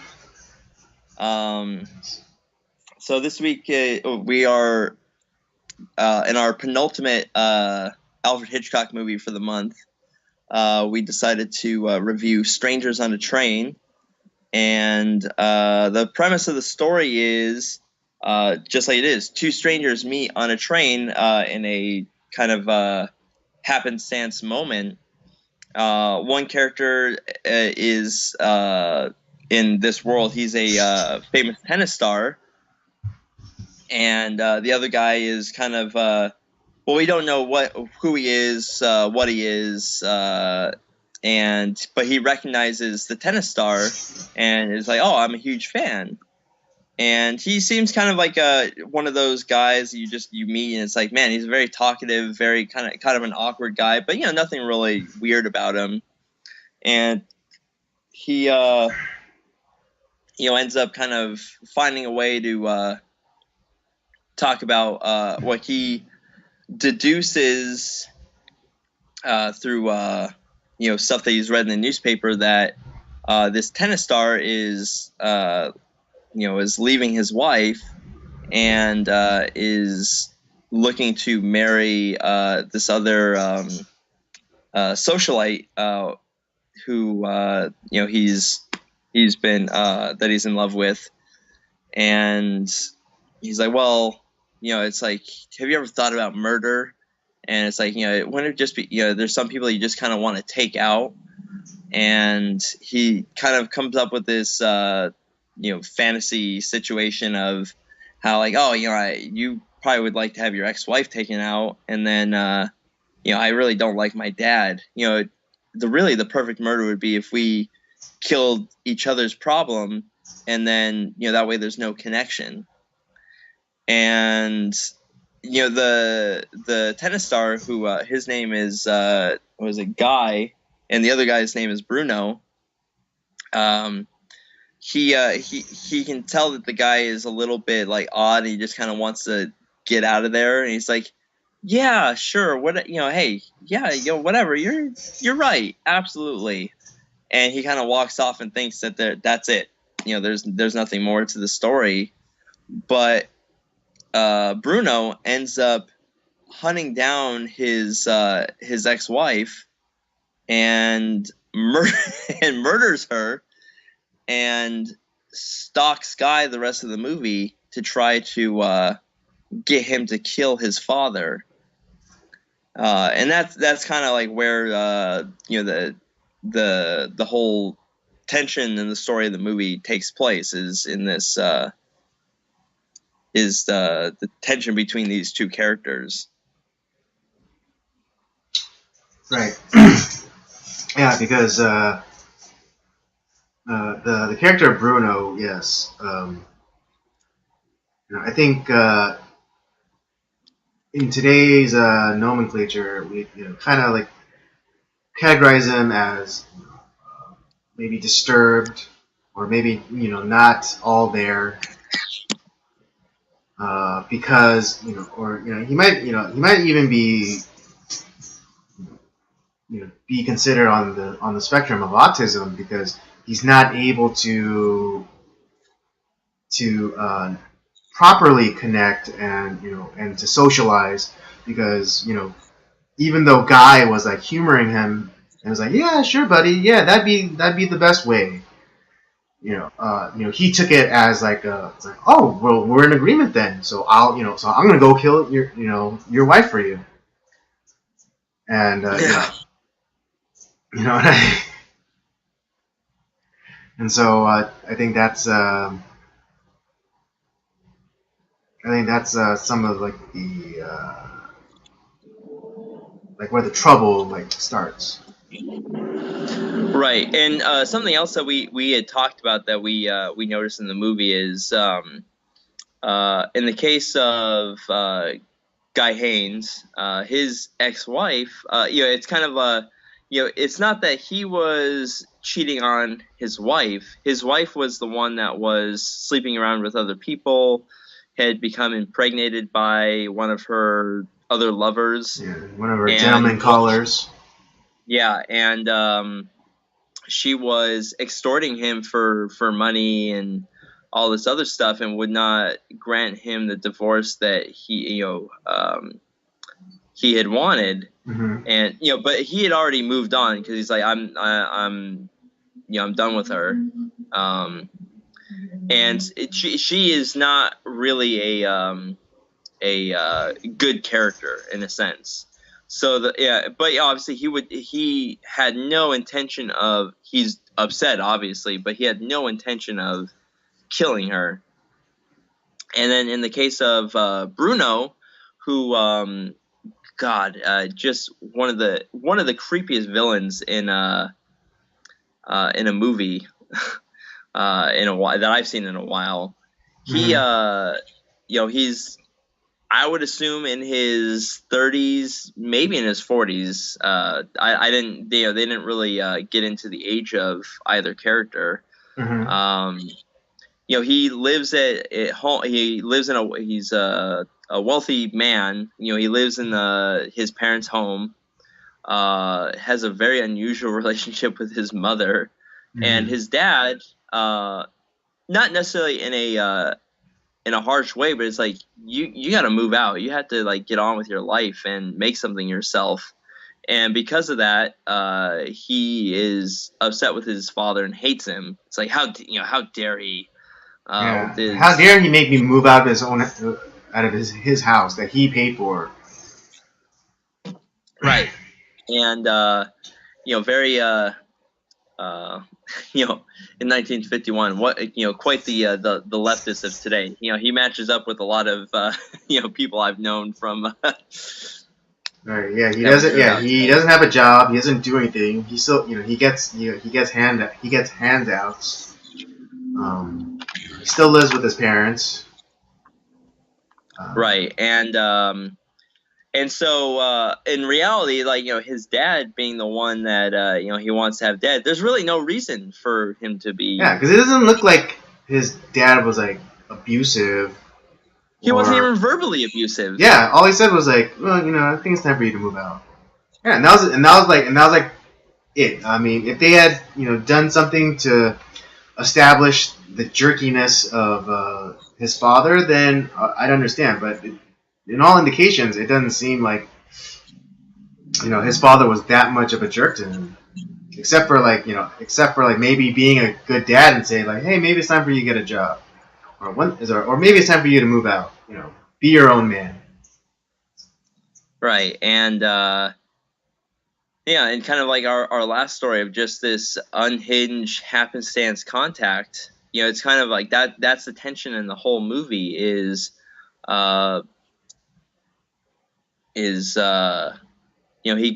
Bruno ends up going off and killing Miriam, who's Guy's Guy's former wife. And when Guy is like, what did you do? And he's obviously, like, they come to suspect him as being the one that killed his ex-wife. And then Guy hounds him. Is like, well, we had a deal. You're crisscross. You're supposed to kill my dad now, and keeps like sending him maps and messages and keeps calling him and like kind of creepily or ominously like watch him. Right, and tries to insert himself in the life of the people that he knows, and you start and kind of like you think of it like, man, this guy is like a complete crazy person. And what really I think does him in is when what was it, the lady that guy is with currently, Ann Morton, her sister looks like Guy's ex-wife, and when he's kind of doing his display of his hypothetical situations, he goes into that trance of like whatever joy or situation he kind of felt when he killed. like that bloodlust. It'd be like a bloodlust. Yeah, And like he's like he like keeps imagining that it's like he keeps seeing that woman Miriam, and it's like, and I guess he wants to experience that murder again, and so he like, even though he's not actually strangling the sister, he's like looking at, like, it's kind of like that transference, like kind of like I guess the kind of idea of uh, when young men or men in general masturbate to pornography. right. But it's like, but in this case, it'd be murder. So he's like, he's like, Yeah. he's murder baiting. You know, he's murder baiting basically. Oh man. It was. Were there any parts of the movie that you maybe didn't care for, that you think could have been better, or that you wish you had were a little bit different in the movie? Well, I think I really like this movie. I think I enjoy this Hitchcock movie more than even some of the others that we watched this month. But the only criticism I would have right now is the pacing, especially in the beginning, where Bruno first meets Guy, and then he kind of like he's like kind of inserting himself. It's just like it's like the pacing I think is too fast. Where um, it feels very it doesn't feel organic or natural the way Bruno's like talking to him and like trying to like feel him out, and and it wasn't and it's funny because it seems like Bruno was kind of waiting for a Guy, like he knew Guy was going to be on this train, and he knew and because he's relatively intelligent, he was able to deduce everything about Guy and like his situation and things like that. So I think like if this really was like a happenstance kind of meeting, then I wish it was paced out a little bit more to help to help make it feel more organic. Right. Yeah, I would agree that's probably my lone problem with the movie, is just that I would have liked to have seen a little bit more of that situation drawn out, where because more than likely, because Bruno, we know, is he is deranged. At best, he's deranged. And he's always kind of, as his mom was saying, he's like, yeah, he always comes up with these odd situations and hypotheticals, and he's just he's a strange boy, but I love him anyways. Right. And the thing is, people like that, like it, and he obviously targets someone who he knows from the newspapers. He's because Guy is a very famous tennis player, Right. and it would have been, if they shown more of Bruno, more than likely targeting Guy, is kind of this Right. Yeah. about all the details of his life, and then kind of meeting, kind of happened to meet him on the train. I think that would have completed the movie a little bit. And it's like I said, this is a nitpick, because Right. I Yeah. would say Yeah.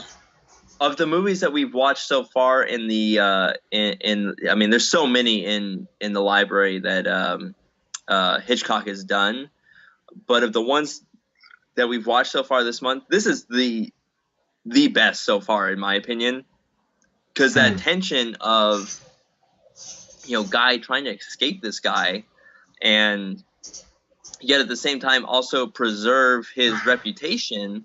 Hmm. There's this real tense atmosphere that is created, and you're kind of you feel for guy, you want him to escape this man, and Bruno is just, he's a real creepy villain. Probably the creepiest of the villains that we've seen in all the Hitchcock films so far.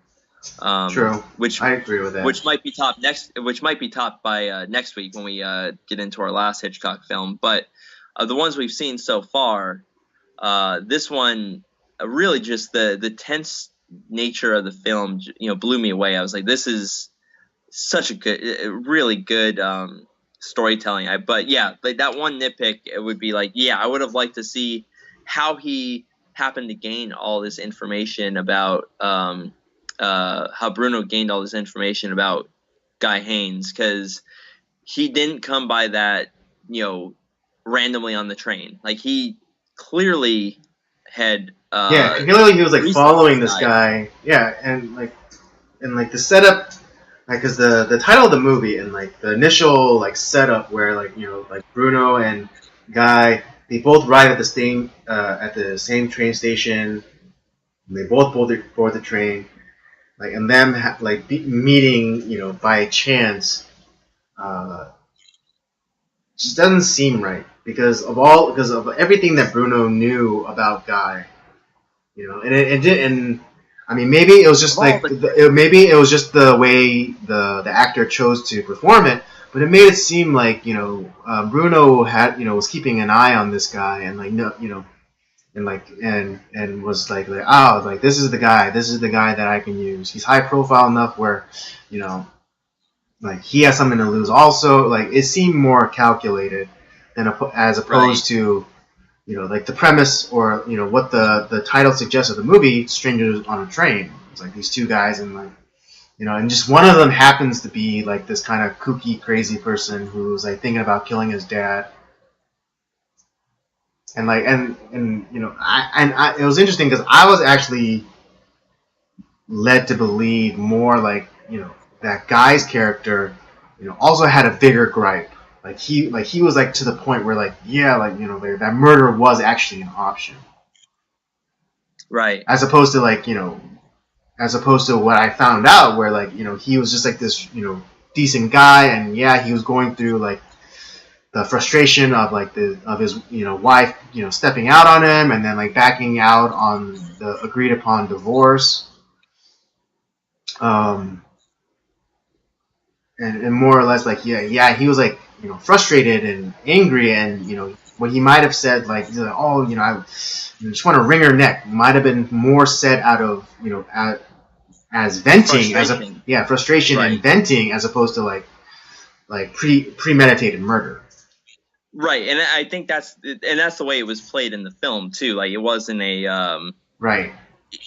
I never felt like Guy really wanted to kill her. Right. Yeah. But I think like only hearing about this movie like second or third hand, that was the kind of expectation that I was led to have. Like like these both two of these men are both put to pushed to the point where they murder was actually an option for their circumstances, but it turns out that it was just no, it was just a crazy person and just a frustrated guy who's having a not his life was just kind of in the shitter. Right, and it's it's kind of of all the trains in all the world, you had to step into mine. Yeah. um, Although yeah, it was also liked at the end like the Hitchcock like humor where like everything was resolved, and Guy was with his girl, and then all of a sudden, like this guy sitting across from them is like, "Hey, aren't you a guy whatsoever?" And then they both And he look at goes each other, and then to like they answer. immediately get up and like move to the next car. Initially, he goes to answer. He's like, and he walks off. It's like, Yeah, yeah, it's like he's about to answer. It's like, that. well, yes, I am. And then like they look at each other. It's like, let's not step out on any more landmines and just Exactly. get out of Yeah, there. it's such a great it's a great way to end it. I think similar Mhm. to last week's film when we watched The Man Who Knew Too Much, the Jimmy Stewart version. Right? Yeah. And at the end, where they kind of ended it on a very amusing level, where it's like, Hmm. "Oh, sorry we took so long. We had to go pick up our son." Yeah, where they like, yeah, they kept like, yeah, because they didn't tell their friends to leave. They just like, oh, like we just have to take care of something really fast, and so they're like, the friends, being I guess really good friends that they actually stayed and like waited for them to the point like they fell asleep. And Yeah, it's just man, like, this oh yeah, sorry, like we have to go pick up our son. It's like, did I like not? And it's like a kind of like a wink and a nudge to like the audience because they know what was going on, but not like the friends. yeah, it's So yeah, I think it was a great way to end it. This is definitely the movies we've seen. Was the most tense, Right, and and I think yeah, because I think even like the scene where a guy is like playing tennis, and then you see Bruno on the train going back to the city that that guy is from to go and try to plant evidence and frame him for his wife's murder. Just right, because like he didn't want to leave like right away because then like that would have been too suspicious. To the cops that are kind of watching over him. And so like he's playing like this. He's like, oh, I gotta finish this game in 3 sets, and then I can get out of here. And he's then I can playing get, like his life depends on it, it, and even like the announcer's like, man, he's such a usually a cool and calculated patient player, but he's playing with a passion we've never seen before, yeah, and he's taking a lot of risks here. Like yeah, he's like yeah, he's usually a methodical player, but now he's just being wild and unpredictable.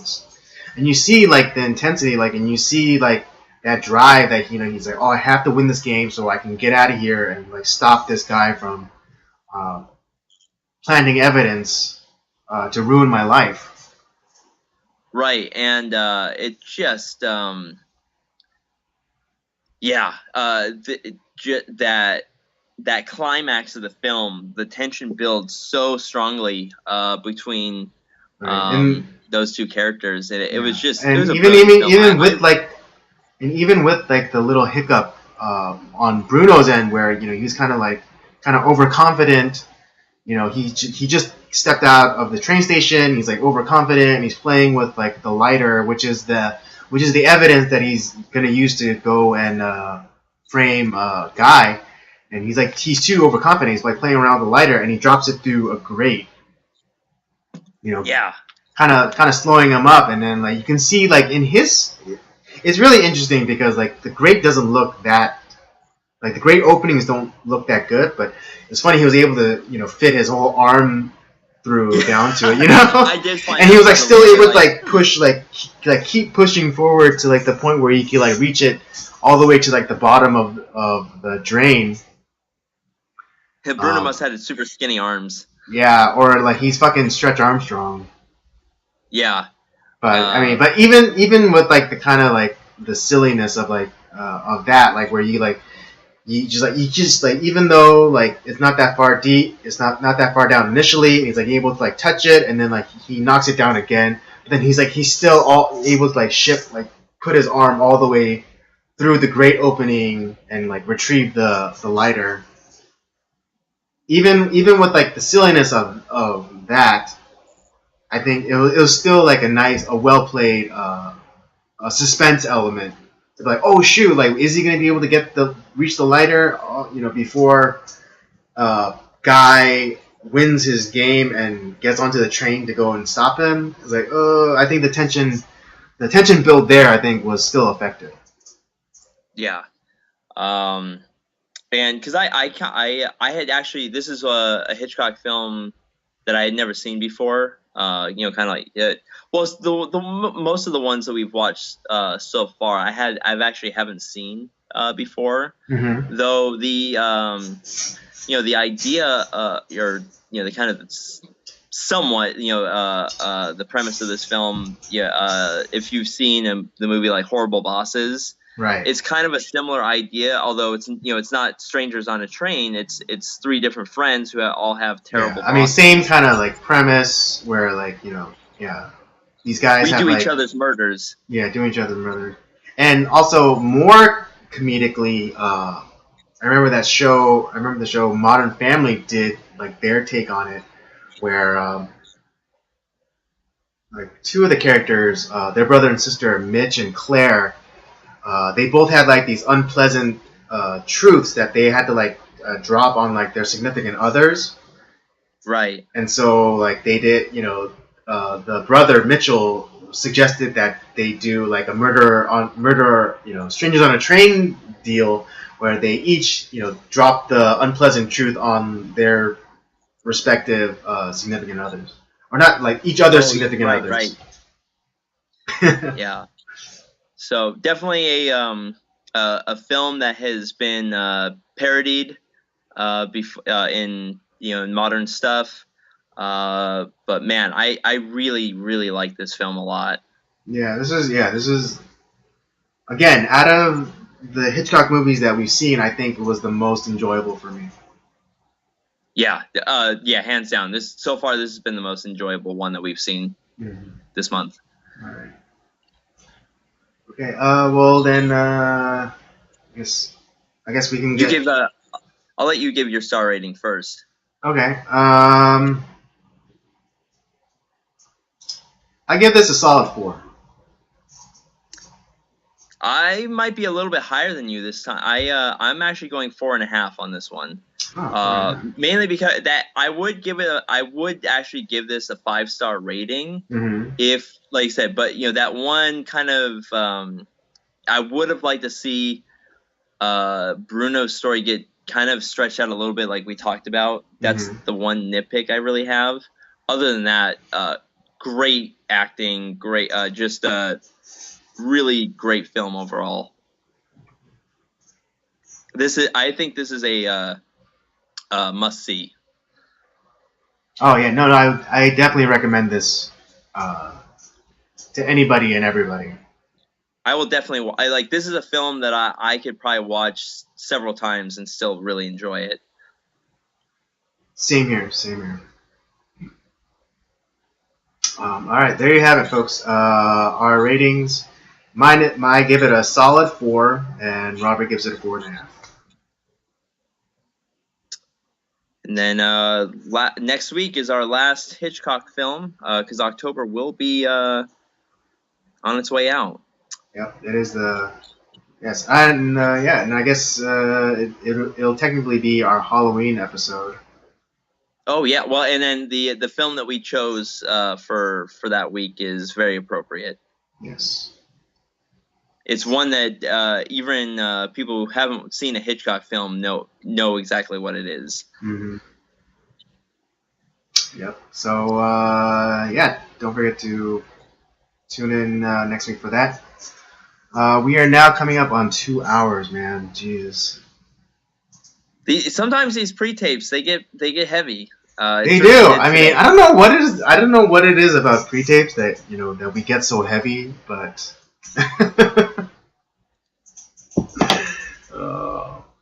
Maybe it's the fact that I mean, for those people who actually do jump in and watch this live, like we don't have the concern of them commenting right away and saying like you guys are wrong and blah blah blah. Yeah. And we could just talk about it, but I think also specifically with the Gosnell topic. I think it's just a topic that we're both, pretty passionate about, and and I think, to the credit of the movie makers, I think they did their job. They did their job well, and it stirred something within us. Yeah. And I think that's the mark of all great art is it stirs something within you. And I want to add just one more thing too on top of that is obviously we feel very strongly about we're obviously anti-abortion. Mm-hmm. That, and just because we are, that doesn't mean that we want people who have had abortions, or even abortion doctors to die and burn in hell. Like I feel like anyone can be redeemed, and I think by watching this movie, all I say is reconsider your position. Just don't give in to the the hashtag movements and the propaganda. Look into stuff yourself, and look into the actual facts. What is it? What at 24 weeks? What does that fetus look like? It's and Right. kind I of mean, just, and I'm not even saying buy into all the the pro-life propaganda, because sometimes there is a little bit. There are people that give out misinformation on both sides, right. but I would say look at the evidence yourself, and I would watch the Gosnell movie. Look into some of these facts on your own, and I just urge you to reconsider your position, because it's rough, and it's unfortunately it's one of those things that it should be an easy, like, yeah, we don't want to do that, but it's become one of those things where it's not an easy topic. Nobody wants to deal with it, nobody wants to talk about it, and it's kind of this, like, silent thing that we've allowed to continue, and it's become a monster of its own that no one wants to fight. Right. I mean, to appeal to you Potterheads, it's kind abortion has become Voldemort, the one who shall not be named. Um, but I think it should be the exact opposite. I think it should be talked about. I know, again, it's heavy. I am not discounting the heaviness of the topic, but it's important. It's important to talk about. Yeah, I mean, look into the origins of Planned Parenthood. Look into someone like Margaret Sanger. Look into the false statistics that have been talked about, that were proven false, they were put out there falsely, about the number of back alley abortions that really did not exist. Right. Because like the whole push for abortion was, it's like, well, you don't want your daughter to go into to have a back alley of coat hanger abortion, coat hanger abortion, do you? And it's like, and it's funny because like it's they want it, they try to scare you about using safety, and that's typically what people who have authoritarian bents use safety. It's like Right. give up your privacy and we'll keep you safe. It's kind of like like those TOS agreements, terms of Yep. service. They said like for these social media accounts, like, oh, or like when you get your new phone, you download an app and it's like, oh, please, we need access to your camera and your microphone. Do you allow or deny? Or like it's like, oh, you have to keep your GPS on to keep you safe. It's like, okay, but you're giving up your freedom, or Right. Exactly. you're being lulled into a false sense of security. And I think yeah, like, and as Robert was saying, like, yeah, they're trying to scare people with like these false you know uh, abortion statistics, from like back alley clinics or whatever, to scare people into making abortion more common and to normalize it. And it's something that is also something of note, that the person that was associated with Roe versus Wade, Well, she's changed her position. She's now a pro-life person. That So is that's also something true. else to consider Yes. too. Right. And so don't let don't let anyone say that you can't change your position. Especially when presented. I mean, when presented with evidence and facts. Uh, and I'm not and if you get if your mind gets switched the other direction, Right. But it's not just the fact that she changed her mind. Look into why she changed her mind, because I think that's also important too. Like the person that was at the head of all, obviously this very controversial topic. There's got to be a reason why someone would change their mind. Right, and it's not just because they became a misogynistic woman hater or whatever. Yeah, right. That's ridiculous. Yeah, I mean, it can't be as simplistic as that. There has to be a more complex and nuanced, but understandable reason why she changed her mind. Right. And so, look into why she changed her mind. I think that's something to consider. But that's enough on this topic, because I don't need to be depressed the rest of the day because of this. Seriously. So yeah, just think about it, and then if you want to cheer yourself up, watch some. After watching Gosnell, come back and watch Strangers on a Train. There it is. There it is. All right. Yeah, that'll do it for us tonight. Thank you for joining us. Thank you. If you got to the end of this video, then God bless you. Because I know, like that first 45 to an hour, that was some rough stuff. And we really appreciate it. We really, we also really appreciate a thumbs up, and also a share. Maybe, you're trying to convince some some of your friends, and I think, despite our biases, I think we presented a very fair and balanced take on it, even fair and balanced review of the movie, and a fair and balanced presentation of our beliefs on the topic of abortion. So spread this around. And also, and I'm serious about the thumbs up, because that'll help us get in front of more people and will protect us from the dreaded YouTube algorithm. Yeah, and if you're feeling really, really gregarious, you can leave a comment, hate or like comment. Yes. Engagement is engagement. If you say, if you say that you liked it, great. If you want us to eat dog shit and die, that's fine too. An engagement is an engagement. So, thank you for joining us. Don't forget to join us again next Tuesday, hopefully live, Robert, for another Nocturnal Transmissions at 8 p.m. Pacific Standard Time.